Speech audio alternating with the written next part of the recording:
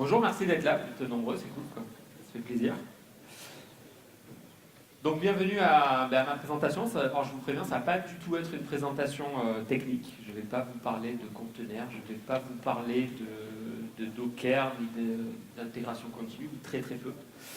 C'est une présentation sur, donc il va parler du DevOps, mais qui va revenir sur les différents modes d'organisation, comment les hommes se sont organisés au cours des siècles, et comment on est en train de faire évoluer ces modes de collaboration et ces organisations dans lesquelles nous travaillons, et comment le DevOps s'inscrit là-dedans. Voilà, donc personne part, c'est bon, il n'y a pas trop de technique, ça vous va? Donc, je vous ai mis un petit plan de ma présentation, donc bon, je vais le présenter juste après, pour parcourir un petit peu le programme. Donc on va commencer par effectivement l'historique de l'évolution des organisations. On va revenir sur 10 000 ans, on va le faire assez vite, hein, mais on va revenir sur 10 000 ans d'organisation, comment les hommes ont collaboré ensemble. On va ensuite comparer les modèles traditionnels en pyramide et les nouveaux modèles qui sont en train d'émerger, qui sont plus basés sur des modèles en réseau. Et ensuite, on va rentrer dans le dur du sujet avec la définition du DevOps et comment le DevOps s'inscrit là-dedans. Donc voilà, je vais bien Nico, je ne suis pas encore présenté. J'ai mis mes différentes casquettes ici sur le slide. Je suis parfois développeur Java, Docker Captain, donc je fais pas mal de Docker. Je suis coach DevOps, donc j'accompagne des équipes à transformer leur mode de fonctionnement pour s'approcher d'organisations DevOps.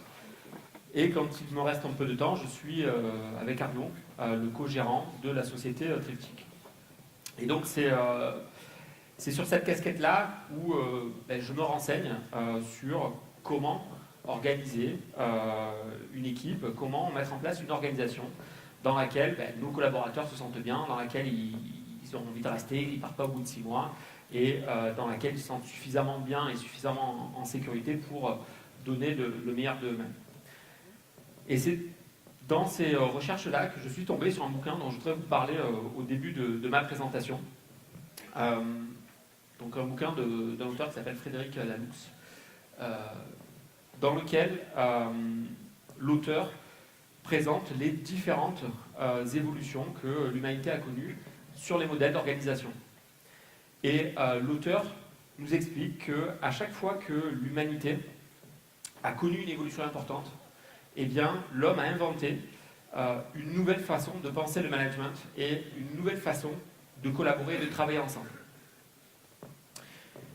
Il semblerait que c'est ce qui se passe à l'heure actuelle, qu'on soit à l'aube d'une nouvelle façon de travailler. Et on va voir pourquoi. Okay. Dans son livre, ce qui est intéressant, c'est qu'il est allé rencontrer des entreprises et il a détecté dans ces entreprises des nouvelles façons de travailler. Et ce qui est intéressant aussi, c'est de voir comment des entreprises qui ne se connaissent pas du tout, des entreprises qui interviennent dans des domaines complètement différents, donc dans de l'industrie, dans du service, et bien comment ces entreprises se sont à un moment donné posé les mêmes questions, étaient face aux mêmes problématiques et ont fait émerger des solutions qui peuvent se ressembler sur certains aspects. Et sur ces entreprises, on ne parle pas de Facebook, on ne parle pas de Google ou de ces boîtes dont on entend parler très très très souvent. C'est des boîtes, ce sont des grosses sociétés, très souvent plus de 500 à 4000 personnes, donc ce sont des grosses structures.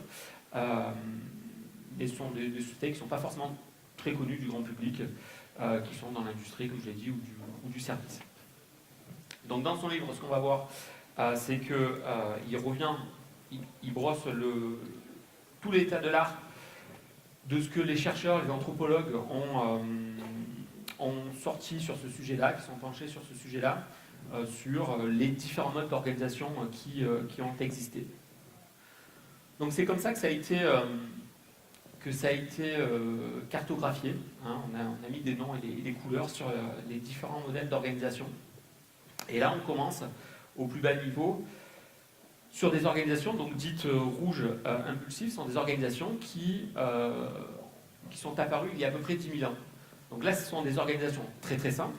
Il y a un chef tyrannique qui bastonne tout le monde, qui tient tout le monde par la terreur. Il en refroidit un ou deux de temps en temps, histoire de mettre tout le monde d'accord. Et c'est vraiment la peur, la terreur qui soude le groupe. Très rapidement, derrière, on a eu le paradigme ambre conformiste, donc des organisations dans lesquelles on a inventé, premièrement, la hiérarchie, les rôles et les processus. D'accord ? Et là, c'est intéressant parce que c'est plus une personne qui porte l'autorité, c'est un rôle. C'est-à-dire que c'est plus forcément le plus fort qui porte l'autorité, mais c'est celui qui a l'uniforme. D'accord ? C'est le militaire, c'est le curé, c'est tout ça. On a inventé aussi les processus, c'est-à-dire qu'on a pu se projeter sur des projets dans la durée, créer des projets au long cours, ce qui n'était pas du tout possible avant. Ce sont ces organisations qui ont permis la construction de cathédrales, qui ont permis la construction de la muraille de Chine, ou des projets qui ont mis parfois plusieurs siècles à se développer. Les organisations orange dites là, de la réussite, ce sont des organisations qui ont émergé au moment du siècle des Lumières et de la révolution industrielle. D'accord ? Là, le monde a évolué, on est dans un monde beaucoup plus globalisé. Il faut commencer à aller plus vite. Et l'objectif, c'est de rechercher la solution la plus rentable et la plus performante. C'est le début du management par objectif. On fixe des objectifs et il faut essayer de les atteindre. Okay ? Et c'est dans ce paradigme-là que les salariés, que les personnes qui évoluent dans ces organismes ont gagné beaucoup en autonomie. On vous fixe des objectifs, qu'importe la méthode, vous avez le choix de la méthode, il faut atteindre les objectifs. Aujourd'hui, la plupart des entreprises fonctionnent sous ce paradigme-là. Okay ? A émergé il y a quelques années ce qu'on appelle le paradigme vert, où là, on se rapproche, on est toujours dans une hiérarchie, mais les salariés ont gagné énormément en autonomie. On parle d'une famille. Il y a une analogie très importante avec la famille. Les collaborateurs sont tous unis, la famille est là pour vous soutenir, et c'est cette famille-là qui va vous permettre d'évoluer et de prospérer. Ce qu'on dit aussi dans ces organismes-là, c'est que les décisions qui sont prises doivent être faites vraiment en ligne avec la culture de l'entreprise. C'est la culture qui est extrêmement importante. Et pas forcément la rentabilité. La culture avant tout. C'est des boîtes dans lesquelles on voit écrit de partout la culture, écrit sur les murs, tout un tas de boîtes qui fonctionnent comme ça aujourd'hui. Dans le livre, il cite des sociétés comme Ben & Jerry's ou Starbucks. Plus proche de nous, il y a des boîtes comme Atlassian qui sont bien connues et qui fonctionnent sous ce paradigme-là. C'est quelque chose qui est en train d'émerger, mais on voit qu'il y a d'autres solutions qui sont en train d'émerger aussi. Et c'est ce qu'essaye de décrypter l'auteur dans son bouquin. Et il y a mis un nom dessus, c'est pas forcément le nom encore officiel parce que c'est lui qui a mis ce nom-là. Il parle d'organisation opale où on va aller encore plus loin dans l'autonomie. D'accord ? Plus loin à tel point que dans ces organisations-là, on va se passer de manager et on va se passer, voire même de boss. D'accord ? Ce sont des organisations où il n'y a plus de management, où il n'y a plus de boss. Par contre, il y a énormément de structures et de process qui encadrent tout ça. C'est-à-dire que ce sont des personnes qui vont évoluer dans un cadre extrêmement bien défini et clair, que tout le monde comprend. Et ces personnes vont pouvoir prendre des décisions en autonomie dans ce cadre-là. Et c'est ce qu'il a, lui, détecté dans toutes les sociétés qu'il a étudiées et qu'il présente dans son bouquin. Alors, ces organisations opales, elles vont nous amener d'un modèle pyramidal à un modèle qui est beaucoup plus proche d'un réseau de cellules. Okay ? Des unités en réseau, plutôt qu'un modèle pyramidal.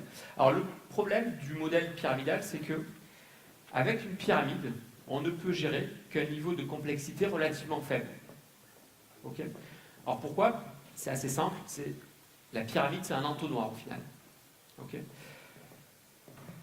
Les informations doivent remonter. Alors pour faire remonter les informations, très souvent, il y a plein de strates dans les grandes pyramides, il y a plein de strates.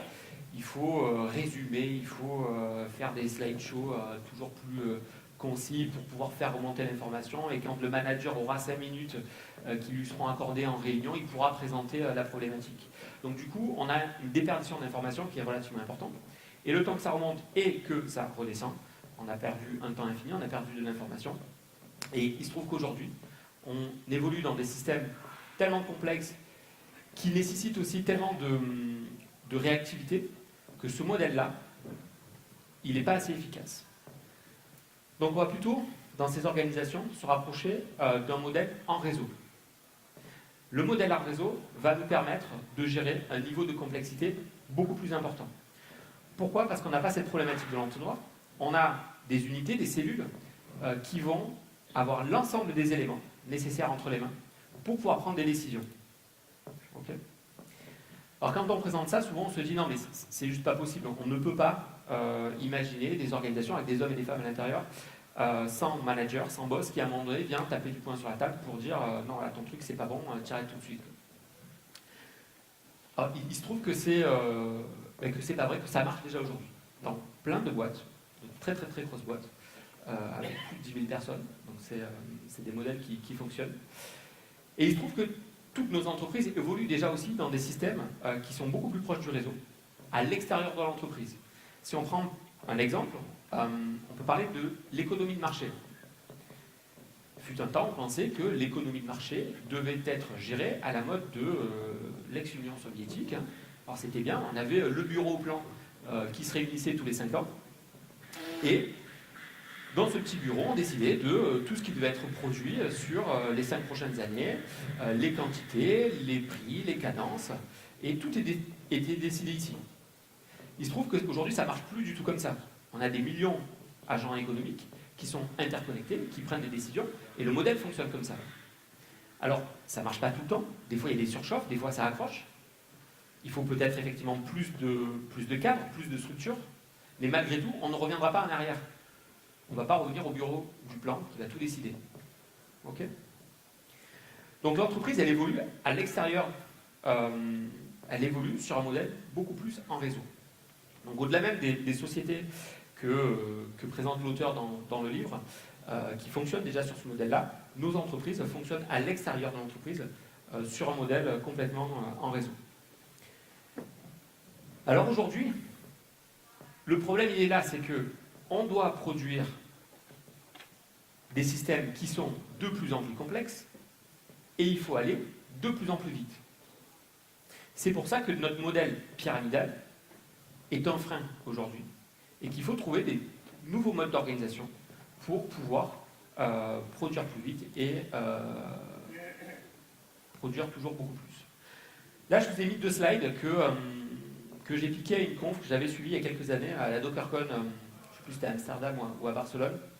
C'est le DSI de ING Direct qui présentait ces slides, et c'est vrai que je les ressors souvent parce que ça m'avait beaucoup marqué. Donc les softwares sont en train de dévorer le monde. Il y a du software de partout. D'accord ?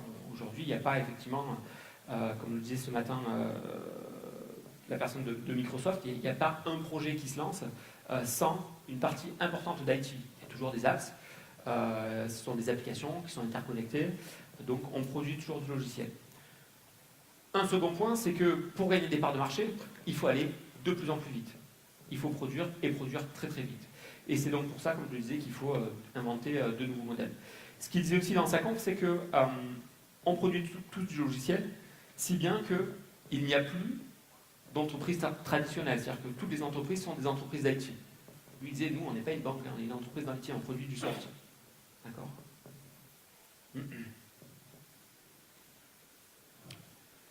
Donc, il en découle qu'il faut faire du soft, il faut le faire toujours de plus en plus vite, sauf que c'est pas si facile, ça marche pas si bien que ça, d'accord ? Et aujourd'hui, on se rend compte qu'il y a beaucoup de projets qui ne fonctionnent pas bien, et on va essayer de comprendre pourquoi, et essayer de voir qu'est-ce qu'on peut amener dans nos organisations pour faire en sorte que ça évolue. Là, je vous ai mis le lien d'une étude qui a été faite en 2012. Alors 2012, c'est pas très vieux, hein, 2012. On n'est pas en train de dire en 1960, on ne savait pas produire du soft. Et cette étude, donc, qui a été réalisée par l'université d'Oxford, elle dit que 17% des grands projets vont si mal que cela met en péril l'existence même de la société qui a produit, qui s'est lancée dans ce projet. Donc il y a des boîtes qui se lancent sur des projets, ça va tellement mal qu'ils ne s'en sortent pas, quoi. Ils se prennent les pieds dans le tapis et merci, au revoir.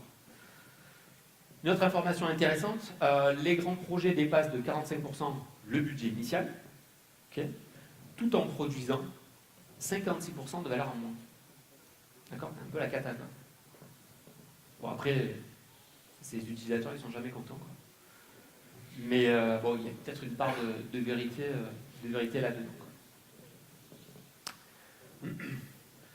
Bon voilà, il faut produire du soft, il faut le produire de plus en plus vite, et c'est pas si facile, et on voit bien que toutes les études montrent qu'il y a encore des freins, des verrous qui font qu'on n'arrive pas à produire nos systèmes comme il le faut. Alors maintenant, il y a le DevOps qui a émergé. Alors qu'est-ce que c'est que le DevOps? Eh bien, déjà, ce qu'il faut essayer de bien comprendre, c'est que c'est un de ces nombreux mouvements qui sont en train d'émerger de partout dans toutes les sociétés, dans toutes les entreprises. C'est le mouvement qui est porté par l'IT. Mais il y a d'autres mouvements qui sont portés dans les entreprises qui visent à faire évoluer la façon dont nous travaillons.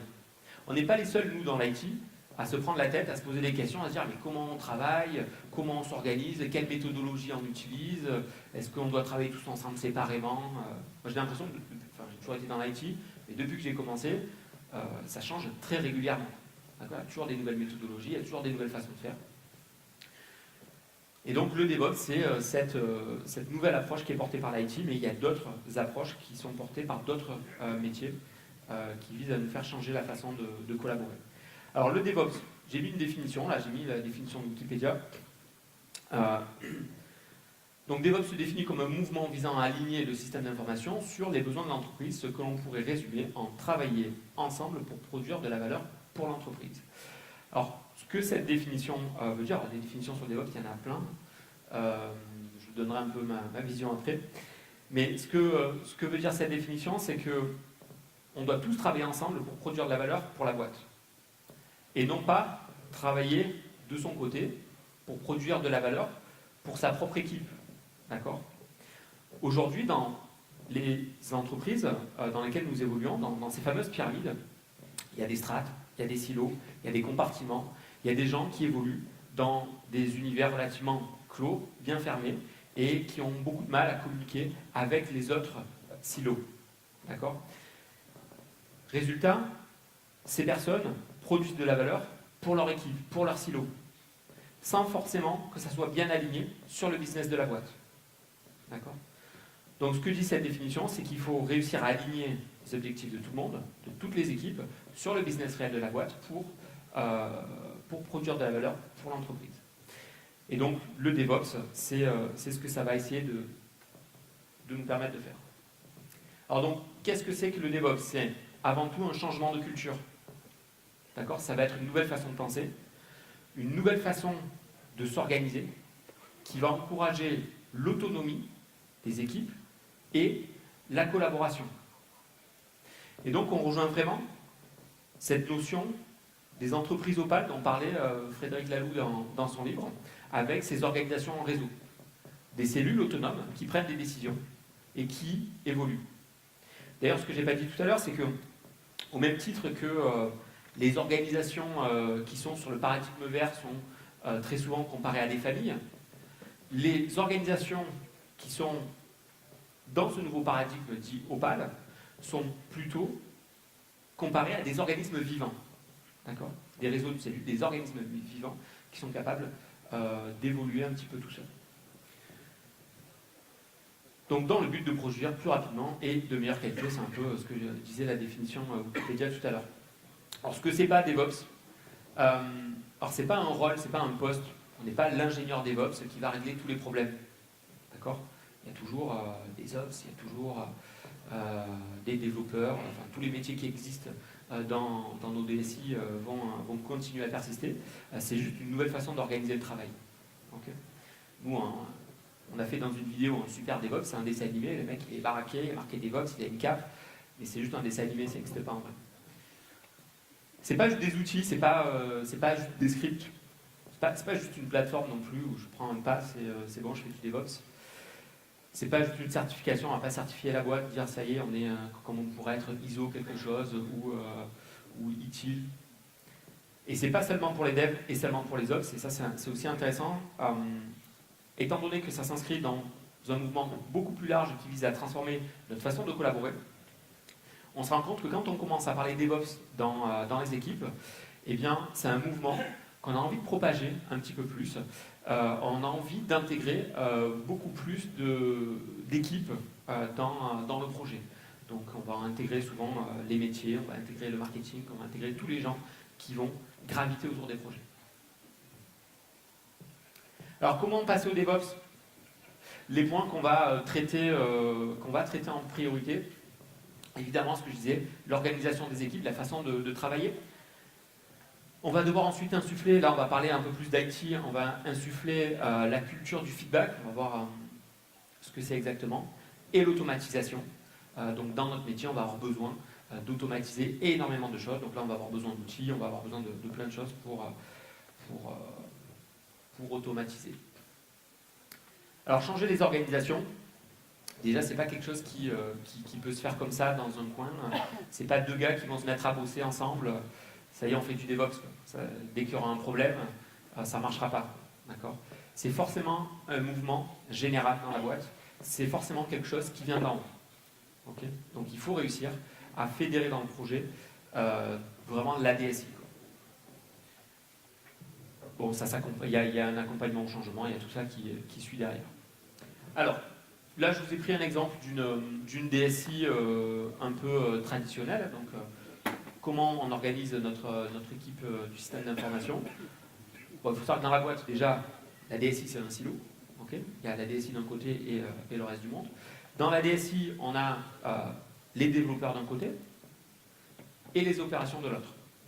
Et dans les développements, on peut avoir d'un côté les devs, d'un côté les DBA, d'un côté les tests. Et pareil aux opérations, on peut avoir la sécurité, les infras et le support. Tout ça sont des équipes différentes. Alors, ce modèle, il a déjà évolué aujourd'hui, avec l'arrivée de Scrum et de l'agilité. D'accord ? Aujourd'hui, sans pour autant tous faire du Scrum de façon très théorique et dans les règles de l'art, mais la culture de l'agilité s'est vraiment bien propagée dans les équipes. Et on a déjà commencé à restructurer nos équipes de cette façon-là, c'est-à-dire qu'on a des équipes produits avec les métiers qui ont été intégrés à l'intérieur, le fameux product owner qui participe à l'équipe produit. Mais ça a été une grosse lacune de Scrum, ça a été de ne pas forcément intégrer tout de suite les opérations. C'est le développement qui intègre le métier. L'idée, c'est de dire, ok, on va développer quelque chose qui correspond bien au métier. C'est déjà pas mal. Sans pour autant intégrer des opérations. Et c'est ce qu'essaye aussi, c'est aussi ce qui a fait émerger le DevOps. D'accord ? Cette problématique de vouloir rapprocher un peu ces deux mondes. Alors, on a un petit pattern qu'on retrouve souvent, c'est de dire, ok, bon, pour rassembler ces deux mondes, on va créer la DevOps Team avec des ingénieurs DevOps à l'intérieur. Les ingénieurs DevOps, c'est des gars qu'on prend un peu de toutes les équipes, on les forme un peu à tous les métiers, ils ont un peu la double casquette, ils savent parler avec les développeurs, ils savent parler avec les infras, et bon, pour autant, malgré tout, c'est pas eux qui font, quoi. Okay ? Ceux qui font, ça reste les opérations et les développeurs. Eux, ils font le tampon au milieu. Résultat des courses, ce qu'on voit sur le schéma, de toute façon, c'est qu'on a créé un silo de plus, quoi. D'accord ? L'idée, c'est d'avoir un truc qui fait tampon au milieu pour un peu limiter les frictions. Mais on a créé un silo de plus, donc c'est pas ce qu'on voulait faire. Ce qu'on voulait faire, c'est plutôt quelque chose comme ça. Ce qu'on voudrait faire, c'est... J'ai trouvé ce schéma-là sur une presse où le gars parlait du DevOps Nirvana. D'accord ? C'est le gros kiff du DevOps. Donc le DevOps Nirvana, c'est que des équipes produits. D'accord ? Avec les différents métiers mélangés à l'intérieur. Avec le métier qui est pleinement maîtrisé par tout le monde. D'accord ? Et c'est là aussi où il y a une énorme difficulté, c'est de faire en sorte que, et on va revenir du coup à la définition de Wikipédia, de faire en sorte que tout le monde ait la pleine connaissance du métier, à tous les niveaux. D'accord ? Et c'est ce que disait cette définition de tout à l'heure. Alors ça, c'est la cible, évidemment. C'est un chemin, hein. Pour y aller, c'est pas évident. Un autre point qu'il faut traiter une fois qu'on a traité les équipes, c'est pour que tout le monde comprenne bien le métier et pour que tout le monde comprenne bien ce qui se passe dans ce qu'on est en train de produire et dans ce qu'on est en train de déployer, il faut impérativement insuffler une culture du feedback très importante. D'accord ? Alors la culture du feedback, ça c'est un schéma qu'on retrouve assez souvent.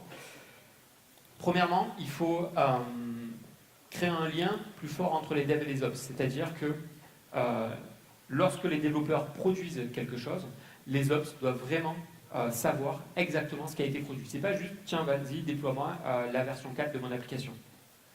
C'est quoi cette version de l'application? Pourquoi on l'a développée? Qu'est-ce que je dois vérifier? Qu'est-ce qui marche réellement? Est-ce que c'est utilisé? Est-ce que c'est pas utilisé? D'accord? Une fois que les ops ont compris vraiment ce qu'on a déployé, on insuffle aux développeurs des remontées. C'est-à-dire qu'on doit avoir un maximum de feedback. Les développeurs doivent savoir exactement ce qui se passe dans l'application en production. On doit avoir des remontées, des métriques très importantes. Du coup, ça impacte les développements. C'est-à-dire qu'à l'intérieur de l'application, les développeurs doivent ajouter des métriques. Comme il y a quelques années, on a expliqué aux développeurs qu'il fallait ajouter des tests. Donc on fait un chiffrage, on dit bon bah ouais, il faut prendre en compte les tests unitaires, et maintenant on développe des tests unitaires, plus ou moins. Et bien maintenant, il faut prendre en compte aussi le développement de l'ajout des métriques, pour vraiment bien comprendre tout ce qui se passe dans l'application. C'est pas juste ça marche. Est-ce que c'est performant? Est-ce que ça marche bien? Est-ce que c'est utilisé une fois de plus? Okay. Et une fois qu'on a fait ça, on va pouvoir rentrer dans les boucles là qui sont au milieu, dans un processus d'amélioration continue. Une fois qu'on comprend exactement ce qu'on développe et qu'on voit exactement ce qui se passe, on peut lancer tout un tas de petites modifications, histoire d'essayer des améliorations et de corriger les anomalies qui pourraient émerger. Je crois que j'ai plus trop de temps. Je commence un peu... Mon compteur, il laissait du temps pourtant. Donc, je vais être obligé d'écourter. J'allais présenter tous ces outils, donc vous voyez, il me restait 3 heures de conférence, quoi. Non, pas du tout, c'est un slide que j'ai pris à nos amis de Xebia Lab. Ils sont amusés à reprendre tous les outils qui vont intervenir dans le DevOps. Il ne faut évidemment pas tous les maîtriser, il y a de tout là-dedans, il y a de la base de données, il y a du Jenkins, il y a tout ce que vous voulez. Mais il va malgré tout falloir s'outiller, il faut aller choisir des outils d'automatisation, des outils de communication, j'ai mis Slack, j'ai mis GitHub. GitHub, ça peut être un très bon outil de communication d'ailleurs. Des outils comme Jenkins pour de l'automatisation, pour des métriques avec du Logstash, du Kibana, tous ces trucs-là. Évidemment, j'ai mis notre outil que nous développons, Cloud Unit, c'est une plateforme qui s'inscrit pleinement dans la mouvance DevOps. L'idée, c'est d'avoir une plateforme qui va fournir tout ce qui est nécessaire. Alors nous, on est sur un use case particulier, c'est vraiment le développement d'applications Java. Vous allez avoir des métriques et tout ce que vous voulez. Ou des plateformes comme OpenShift qui sont un petit peu sous le même modèle. Voilà. Ben, merci. J'ai plus du tout de temps, a priori. Donc j'ai été obligé d'écourter un petit peu. Si vous avez des questions, n'hésitez pas à venir me voir. On aura l'occasion d'échanger. Merci.